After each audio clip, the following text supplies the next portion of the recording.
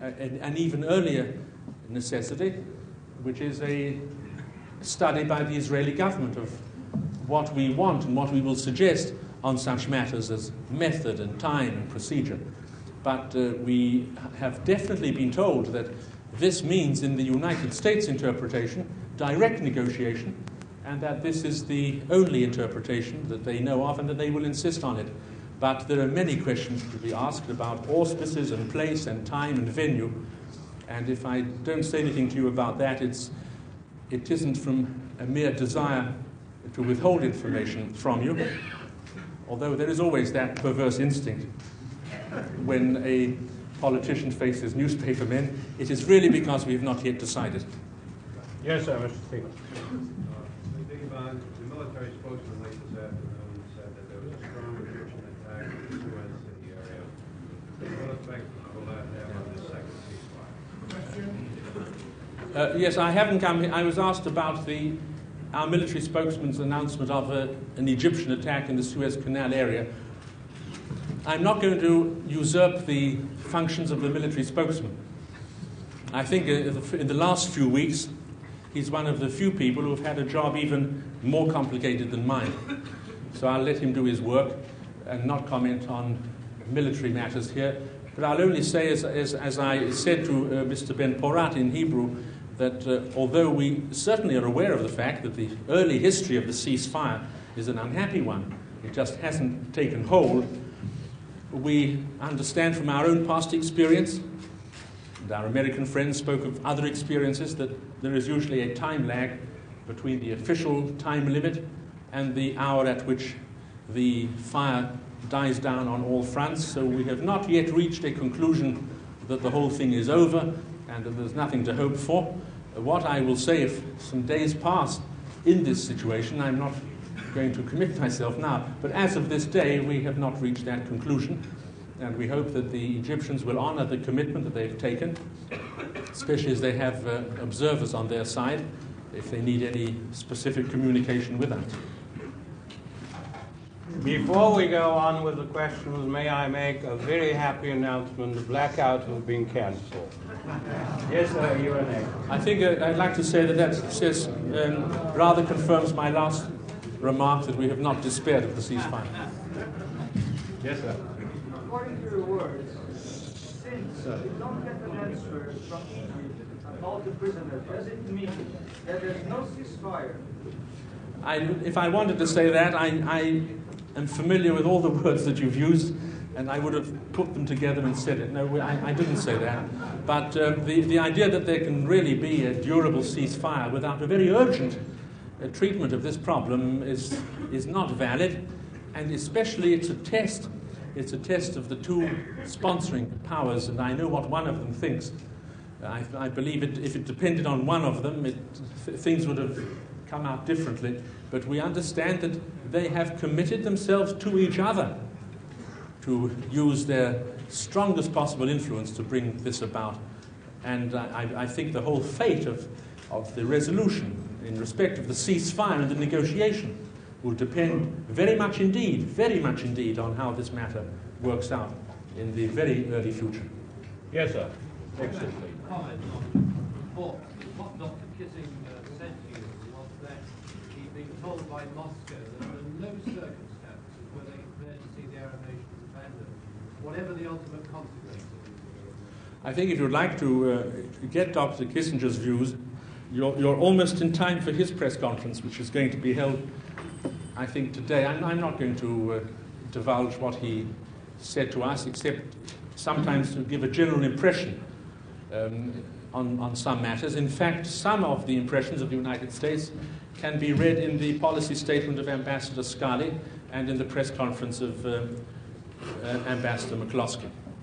Yes, sir. You said in New York last week that Israel was prepared to make important compromises that may mean the giving up of certain occupied territories. Yes. Are you prepared to say in advance, before conferences start to take place, what Israel is prepared to do? No, of course not, because if I were to say that in advance, I would be negotiating with you instead of negotiating with the Arab governments at parties around the table. I'd like to say really why I have never joined the map drawers in Israel, although to have your name attached to a specific peace map is a status symbol for Israeli politicians and journalists. The reasons briefly are these. Firstly, if you invite us in public to state what are for us the indispensable elements of a peace boundary, you are almost, and if you ask the Arabs to do that, you are inviting us to do the impossible, to project ourselves in an atmosphere of non-negotiation into the specific psychology of negotiation. These are two different psychologies. Before negotiation, the atmosphere is polemical, tactical, rhetorical. In negotiation, the atmosphere is pragmatic, concrete, empirical, and to the other moods in the negotiator's mind, there is added what I call the negotiating mystique, namely a tremendous reluctance to get out without an agreement. Now, all these create a certain intellectual inventiveness that is very difficult indeed to predict. Moreover, I've defined negotiation, since the question seems to follow me from New York to here. You may have heard me say sometimes that negotiation is by definition a process whereby nobody comes out with 100% of what he hoped to achieve at the beginning. Therefore, anybody who defines his position in advance, if he knows what he's about, is going to add a certain percentage. So you're really inviting polarization of positions. We want to make the Arab governments, to induce them to listen seriously to our concerns and preoccupations, including about the boundaries. And we want them to hear it, and we want to hear what are their preoccupations and to reach a conclusion accordingly. I understood from studying Dr. Kissinger's techniques that in not a single one of the settlements achieved in Europe or in Asia was anything achieved by public rhetoric instead of private negotiation. I'll only say one thing, however, that has arisen as a result of the Day of Atonement war. All Israelis, I hope and believe all Israelis, are going to be even more convinced now than before of the importance of this question of the defensible boundary within any settlement, because I can only repeat what some of you may have heard me say in the General Assembly. We have this traumatic exercise of imagination. Supposing that those 3,000 Egyptian tanks and those 2,000 Syrian tanks, with those 800 Egyptian aircraft and those hundreds of Syrian aircraft, and the anti-tank weapons and missile systems had all been launched at us, not from the Suez Canal hundreds of kilometers away, but from the old mandatory boundary, a few miles from our settlements and not very many miles from Tel Aviv. Or imagine that the Syrian thrust, which developed a surprising first momentum, had started not from over the Golan Heights, but from the Golan Heights directly down into the upper Jordan and Galilee. Can anybody imagine where the first momentum would have carried them and what the catastrophic consequences would have been? In other words, those who said, how wrong were those who said that it doesn't matter where the boundary is, and how right we were in not putting ourselves back into such situations of vulnerability. In other words, that is the question. Now, those who propose June 4th or Harrogate speeches are asking Israel to put its head into a noose, are asking us to put ourselves in a position which would really compel a preemptive strategy. I would refer you here to the interesting report of the Institute of Strategic Studies published just after the 1967 war, saying that the previous armistice lines, those which existed until the 4th of June 1967, compelled a preemptive strategy. That was not the case with the ceasefire lines across which the attack was launched on the Day of Atonement. Of course we don't say that those are the only lines which have this quality, but there has to be the kind of boundary delimitation and security balance which would not open up that nightmare recollection. So whatever the boundary proposals are there. This is now an even more important factor with us, and the Arab governments are responsible for intensifying even more the conviction that that is a central point that must be negotiated and is not going to be frittered away by a declaration. Mr. Hoffman. Mr. Prime Minister, you mentioned that the total release of prisoners would be essential ceasefire, essential condition of the ceasefire. We also heard that cessation of the blockade at Bab el-Mandeb is also essential. Would you say that if the prisoners aren't quickly released or Bab el-Mandeb blockade not ceased, that Israel would consider the ceasefire as non-existent? I understand your desire to have an ultimative headline, and you will understand my refusal to give it to you. At the moment, the ceasefire is composed of many elements which should work themselves into a kind of a legal regime. The ceasing of fire is, of course, one of the elements. The abandonment of all kinds of blockade is another. Prisoners is another. And it's very common to put these into some documentary form. But the ceasefire is composed of several elements, and we're going at them one at a time, beginning with the cessation of fighting, prisoners, and all these other matters. And when all these have been settled, one can say that the ceasefire will have a certain stability. Mr. Nasser, please. Based on your conversations with Dr. Kissinger, what is your interpretation of the word auspices in the UN Security Council resolution? Does it mean the UN? Does it mean the big two? Or something else? My interpretation of the American position is that it means whatever the parties agree to. In other words, that the two powers that sponsored the resolution are not going to dictate the auspices. They might make themselves available as one of the alternatives, but they're not going to insist on it. Therefore, this is a decision that the Israeli government has to examine and take. And you must understand we haven't taken it. If you knew the timetable, we sat after the Knesset until about 2 in the morning, following the Security Council. And then there was a problem of the ceasefire breaking down, and General Silasvo and the Prime Minister was to come here and meet somebody else at 4 in the morning.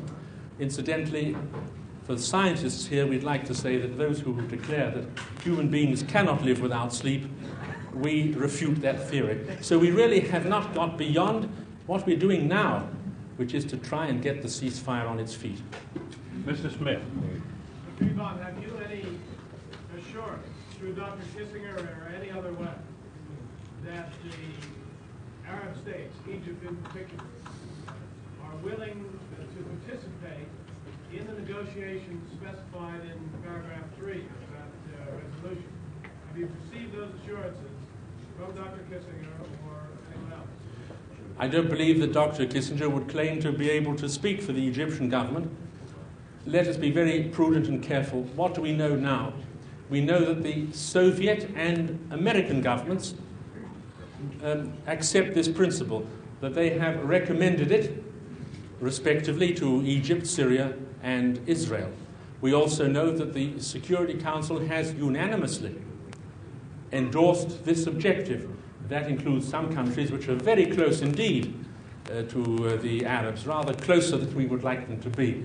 So that there is some belief that apparently in the minds of the two sponsoring powers that Egypt will accept it. I believe that Egypt has accepted. I don't want to speak for Egypt. I'm sure they wouldn't appoint me as their spokesman. I believe that they have accepted not only the ceasefire, but they have accepted Resolution 338, and that's the number that you're going to hear a great deal about. Security Council Resolution 338, I understand they have accepted, and that's an integral whole, which includes number 3. But really, Mr. Smith, the test will come, I would imagine, in the next few days or weeks. Yes, sir. Mr. Rebel, haven't you been doing, by expressing yourself about the safe boundaries just now, what you earlier said, a couple of minutes ago, you were not going to do, namely negotiating in this conference room? No, I draw a distinction between stating the existence of a problem, because otherwise you might assume wrongly that we would go, that any boundary would do. Well, not any boundary would do, and there's one boundary we know will not do. But between that algebraic principle and how you translate it into concrete facts, there's a whole vast range, all the way between what we will not do, and that is to say return to the 4th of June 1967, and what we do not claim, which is that the ceasefire of lines of October the 5th are the only possible boundaries. And we have accepted the principle of the Security Council resolution again, so that there is an element of withdrawal. But at what point in that huge area of options we will come to rest, that must depend on the negotiation. Yes, a gentleman in back of the last television camera. That's a question. The history of the Arab governments in this conflict has been to accept only a ceasefire, and never accept talks. What would Israel do if that is again the case? Arab governments refuse to recognize terror free and simply return to a situation you had after 1967, a ceasefire only and no talks. In that case, let there be a ceasefire only, although we would regret that for very many reasons. In other words, we can't force them to talk, but we assume that the influence of the sponsoring powers and of the Security Council will be brought to bear on having something beyond the ceasefire. After all, here is the paradox. It was the Arab states who said all the time that you cannot have just a ceasefire with no hope of some dismantling of the ceasefire situation in favor of something more, at least closer to what they would want, even if they can't get all that they want. In fact, it was their charge, and it's important I should say something on this, that they went to war on the 6th of October for a specific reason. They gave up the idea of the invisible naval battle at Sukhna and Zafarana, the most intangible battle in all of naval history, for the simple reason that it never took place. They gave that up and they went over to another rationale. They were frustrated, they had nothing else to do. Either the ceasefire was going to perpetuate itself, or they had to change it by war. I want to say here that that is not true. And historically, it's very important to put on record, they had a third possibility, which was, having accepted the ceasefire for years, to accept it for a few more weeks, and then to respond to the negotiating opportunity that was offered to the Egyptian foreign minister and to myself by the American Secretary of State on October the 4th and October the 5th. In other words, they knew very well that his idea was that sometime in November, for certain constitutional Israeli reasons that are probably no secret to you, he wanted to know if I would come back. I said if my estimate of the election results are correct, then I would. And I know he put that situation, that question also to the Egyptian foreign minister, so that we could have come back and discussed the prospects of dialogue with somebody who, after all, had not been totally unsuccessful in launching dialogues out of deadlocks. And therefore, the great historic fact is that they did have the opportunity to negotiate. They chose war. They could have talked. They decided to shoot. Take the gentleman in the back, please. Much of the continuing fighting appears to involve or to be directly related to the large Egyptian force isolated on the east bank of the canal. Given the achievement of an enduring ceasefire, would Israel treat these troops, if their supplies do deplete, as external prisoners of war, or would you allow resupply of the territory they held at the time of the ceasefire? This whole situation is so new, the problem of troops and where they are and whether they stay where they are or what is done with them. It's so much linked with the military balance of a ceasefire that I must take refuge in my civilian status and invite you to put the question to our military spokesman, or if the defense minister comes here again, and I shall be just as curious as you are to know what the answer is. Ed, please. Are you still confident, sir, that there's been no prefabrication of any element of a solution by the Russians and Americans in order to obtain this agreement for the UN resolution? We have been told quite specifically that nothing was agreed in Moscow beyond what is contained in the Security Council resolution, and certain other matters which were explained to us as lying outside the resolution, such as the prisoner question, for example. And we were told by the Secretary of State with great emphasis. Even going beyond that, I understood from him even before the war and again later that insofar as the United States is concerned, its philosophy, at any rate his philosophy, is that those who use good offices should not become the authors or the sponsors